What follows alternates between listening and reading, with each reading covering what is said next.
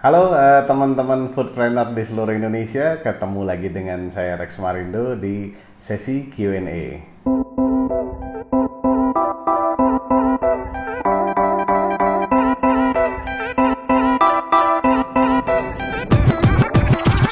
Halo, ada pertanyaan menarik nih kali ini ya teman-teman foodpreneur. Jadi bagaimana sih kita menganalisa kompetitor kita ya, sehingga nanti kita bisa salib, bisa kita sikat, atau bisa kita kalau orang Bandung bilang tajong misalnya kompetitornya ya. Nah, jadi ini unik ya, dan ini akan terus harus kita lakukan sebetulnya. Analisa soal kompetitor ini nggak pernah bisa berhenti. Sama persis bagaimana kita menganalisa konsumen kita sebetulnya. Never ending story ya. Kompetitor itu hari ini sudah kurang relevan misalnya dengan kita. Besok muncul lagi yang wah ini lebih keren lagi. Besok muncul lagi, wah ini lebih kekinian lagi. Jadi berbagai kompetitor itu bisa muncul ya setiap saat kapanpun. Coba bayangin aja sekarang ya. Kalau teman-teman bisnis coffee shop, nggak ada seminggu ada aja yang buka lagi konsepnya small doang, nanti buka sebelah sana konsepnya gede banget, nanti sebelah sana konsepnya wah berbagai konsep deh bisa muncul setiap minggu ya, di Bandung, di Jakarta, di Jogja, bisa di mana aja.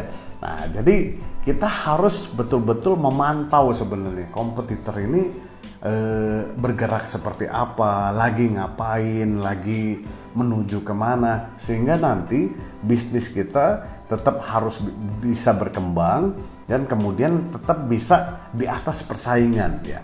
Nah, jadi balik lagi, gimana sih cara kita menganalisa kompetitor? Oke, saya mau bahas beberapa hal ya. Yang pertama, zaman sekarang ya paling enak menganalisa kompetitor dari mana? Ayo, dari online ya.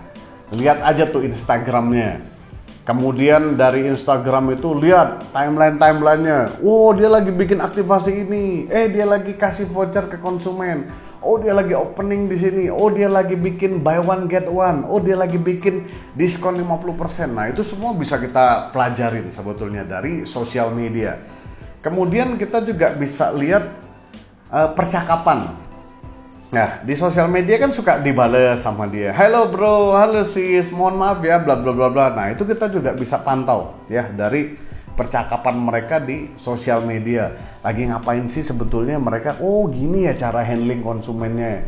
Kemudian kita juga bisa lihat dari komplain-komplain yang muncul misalnya di sosial media. Atau kita bisa cek dari hashtag misalnya. Hashtag brand A misalnya, nanti lihat, oh konsumen banyak ngepost ya, oh konsumen rata-rata di tempat dia fotonya di selfie yang begini misalnya ya. Nah, jadi itu benar-benar kita bisa ulik detail sebetulnya. Jadi gampang banget sekarang zaman sosial media. Kalau dulu nggak ada sosial media agak repot kita ya untuk menganalisa hal-hal kayak gini. Tapi dengan ada sosial media, rasanya menganalisa kompetitor bukan sesuatu yang cukup sulit ya saat ini. Nah, jadi yang pertama tadi ya, analisa dari sisi online dan sosial media dia. Ya, jadi online tuh nggak hanya sosial media maksud saya, bisa jadi dari Facebooknya juga, bisa dari Google-nya, bisa dari searching, bisa dari media yang ngeliput dia, apapun itu. Jadi googling misalnya, nama kompetitor kamu siapa misalnya, Geprek Galaxy, googling Geprek Galaxy, wah nanti muncul liputan media misalnya. Oh, baca, oh ternyata kelebihannya ini, kelemahannya ini. Nah, jadi banyak hal yang bisa kita olah dari sosial media dan online ya. Yang kedua, dari mana sih kita bisa analisa kompetitor kita? Paling gampang ya sebetulnya, datengin aja tempatnya.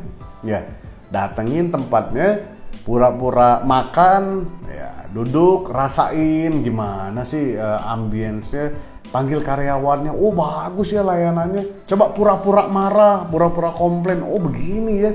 Ini, nah jadi nanti kita bisa dapat ambience-nya. Baik dari physical evidence-nya, kayak karyawannya, kayak layanannya, ataupun dari konsep-konsep tempatnya dengan kita datang sebetulnya ke situ.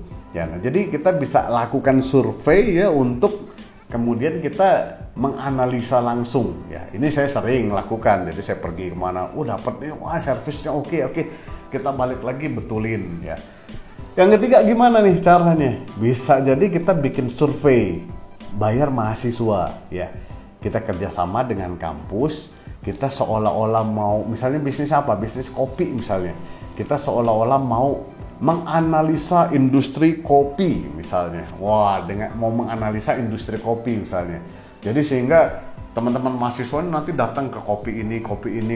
Pertanyaannya tuh sebetulnya yang kita butuhkan. Wah, siapa sih konsumen kamu? Berapa sih rata-rata belanjanya? Kemudian jam berapa sih pada datang? Nah, itu kan informasi-informasi yang kita bisa gali dari survei ya, dengan kerjasama dengan kampus sebetulnya. Jadi pasti kompetitor juga nggak ngeh bahwa yang membiayai survei itu bisa jadi kita sebetulnya. Nah, itu tips ya. Jadi yang keempat, bisa juga kalau ada di satu daerah kompetitor yang kuat, teman-teman buka lowongan di daerah tersebut. Tempel lowongan, tempel. Nah, nanti kita bisa jadi kadang-kadang dapat karyawan dia yang udah nggak suka atau dia kecewa, kemudian ngelamar ke kita. Wah, ini kesempatan nih untuk menggali. Kenapa kamu mau pindah dari perusahaan itu? Wah, gimana kelebihannya, bawa apa? Nah, jadi 4 poin ini bisa digunakan untuk kita melakukan menganalisa kompetitor ya. Jadi saya ulang tadi, dari sisi sosial media ya, kemudian dari sisi survei ya, kita datang, kemudian kita rasakan sendiri, atau kita buat survei bareng teman-teman di kampus untuk mendapatkan view yang lebih besar.